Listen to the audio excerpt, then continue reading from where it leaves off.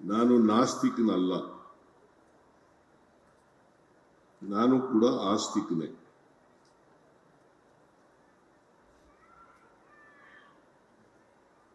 ಶ್ರೀರಾಮಚಂದ್ರನನ್ನ ಇಡೀ ದೇಶ ಪೂಜಿಸ್ತದೆ. 143 ಕೋಟಿನಲ್ಲಿ ಎಲ್ಲರೂ ಪೂಜಿಸ್ತಾರೆ, ಹಿಂದೂಗಳು ಹೆಚ್ಚಾಗಿ ಪೂಜಿಸ್ತಾರೆ.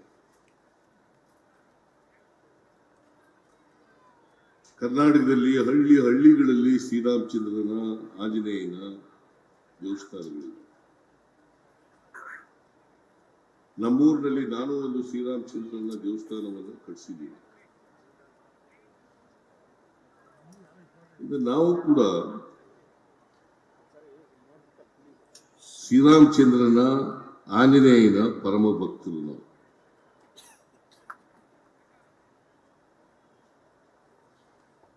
ಯಾವತ್ತೂ ಕೂಡ ದೇವರ ಅಸ್ತಿತ್ವವನ್ನು ನಾನು ವಿರೋಧ ಮಾಡಿಲ್ಲ.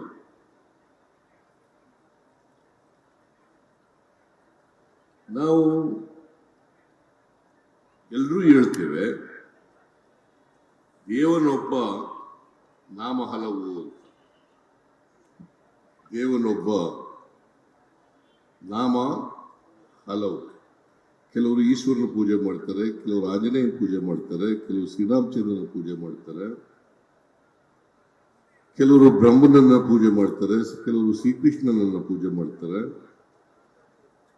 ಕೆಲವರು ಚಾಮುಂಡೇಶ್ವರಿ ಪೂಜೆ ಮಾಡ್ತಾರೆ, ಕೆಲವರು ತಿರುಪತಿ ತಿಮ್ಮಪ್ಪನ ಪೂಜೆ ಮಾಡ್ತಾರೆ, ಕೆಲವರು ನಂಜುಂಡೇಶ್ವರನ ಪೂಜೆ ಮಾಡ್ತಾರೆ.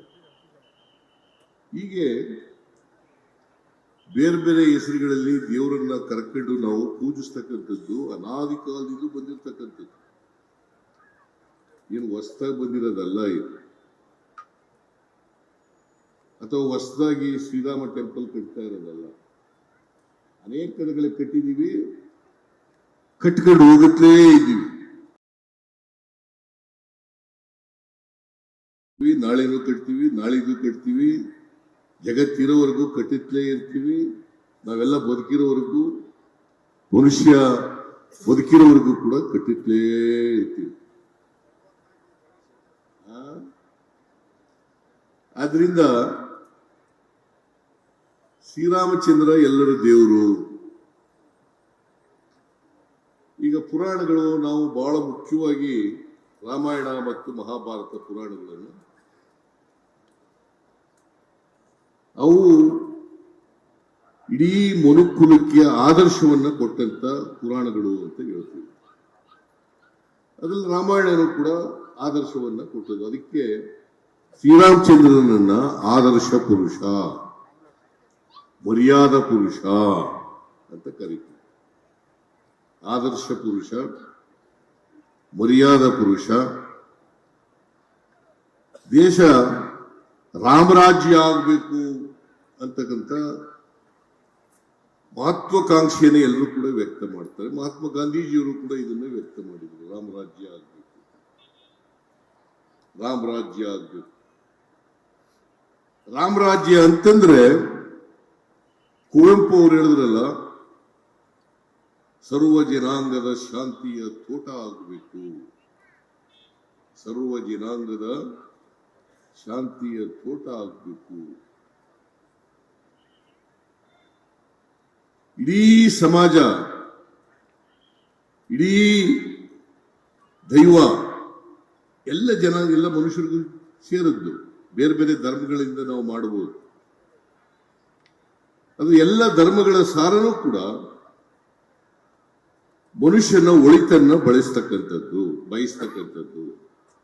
ಎಲ್ಲ ಧರ್ಮಗಳು ಕೂಡ.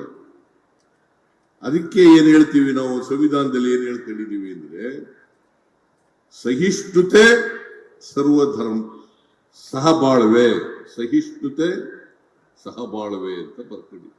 ಬಾಬಾ ಸಾಹೇಬ್ ಅಂಬೇಡ್ಕರ್ ಅವರು ಕೊಟ್ಟಂತಹ ಸಂವಿಧಾನ ಇದೆಯಲ್ಲ, ಆ ಸಂವಿಧಾನದಲ್ಲಿ ಬಹಳ ಸ್ಪಷ್ಟವಾಗಿ ಬರ್ಕೊಂಡಿದ್ದೀವಿ. ಸಹಿಷ್ಣುತೆ ಮತ್ತು ಸಹಬಾಳ್ವೆ. ಎಲ್ಲರೂ ಮನುಷ್ಯರಾಗಿ ಬಾಳಬೇಕು ಅಷ್ಟೇ. ಎಲ್ಲರೂ ಪ್ರೀತಿ ವಿಶ್ವಾಸದಿಂದ ಬದುಕಬೇಕು. ಯಾರು ಯಾರನ್ನು ಕೂಡ ದ್ವೇಷ ಮಾಡಬಾರದು.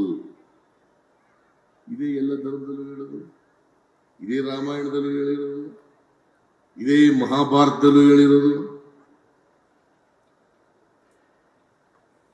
ಇದು ವಾಲ್ಮೀಕಿ ರಾಮಾಯಣ ಬರೆದು ಇಡೀ ದೇಶಕ್ಕೆ ಪರಿಚಯಿಸಿದವ್ರು ಯಾರು ಗೊತ್ತಾ? ವಾಲ್ಮೀಕಿ. ಇಡೀ ದೇಶಕ್ಕೆ, ಜಗತ್ತಿಗೆ ರಾಮಾಯಣವನ್ನ ಪರಿಚಯಿಸಿದವರು ವಾಲ್ಮೀಕಿ ಮಹರ್ಷಿ ಅಂತಕ್ಕಂಥದನ್ನು ಮರೀಲಿಕ್ಕೆ ಸಾಧ್ಯ ಇಲ್ಲ. ಈ ವಾಲ್ಮೀಕಿ ಮಹರ್ಷಿ ಪರಿಶಿಷ್ಟ ಪಂಗಡಕ್ಕೆ ಸೇರಿದವರು, ವಾಲ್ಮೀಕಿ ಜಾತಿಗೆ ಸೇರಿದವರು ಅಲ್ಲ.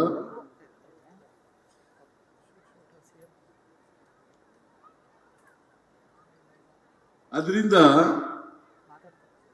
ನಾವು ದೇವರನ್ನ ಎಲ್ಲ ಜನರು ಕೂಡ ಪೂಜಿಸ್ತೀವಿ.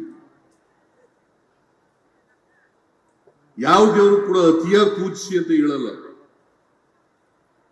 ಅದಕ್ಕೆ ಬಸವಾದಿ ಶರಣರು ಏನ್ ಹೇಳ್ತಾರೆ ಅಂತಂದ್ರೆ,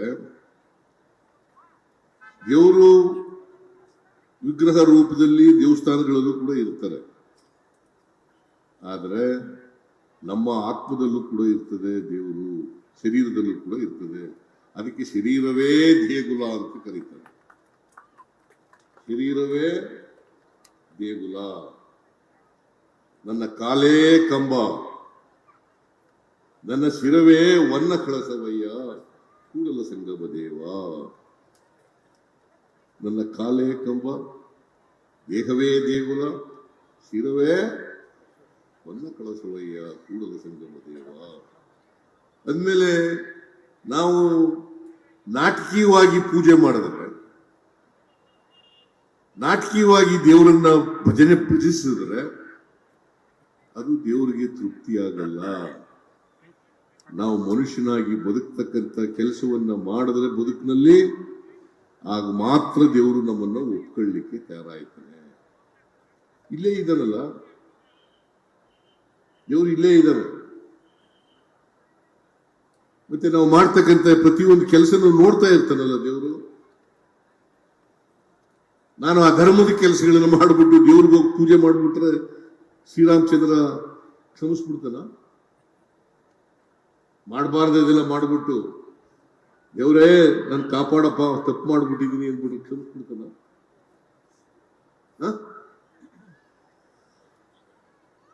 ಅಮಾನವೀಯವಾದಂತ ಕೆಲಸಗಳನ್ನೆಲ್ಲ ಮಾಡಿ ದೇವರೇ ನಾನು ಕ್ಷಮಿಸ್ಬಿಟ್ರಿ ಅಂತಂದ್ರೆ ದೇವ್ರು ಕ್ಷಮಿಸ್ತಾನ?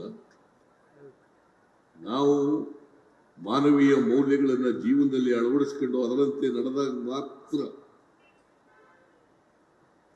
ದೇವರು ನಮ್ಮನ್ನ ಒಪ್ಕತಾನೆ, ದೇವರು ನಮಗೆ ಒಳ್ಳೆಯದನ್ನ ಮಾಡ್ತಾನೆ.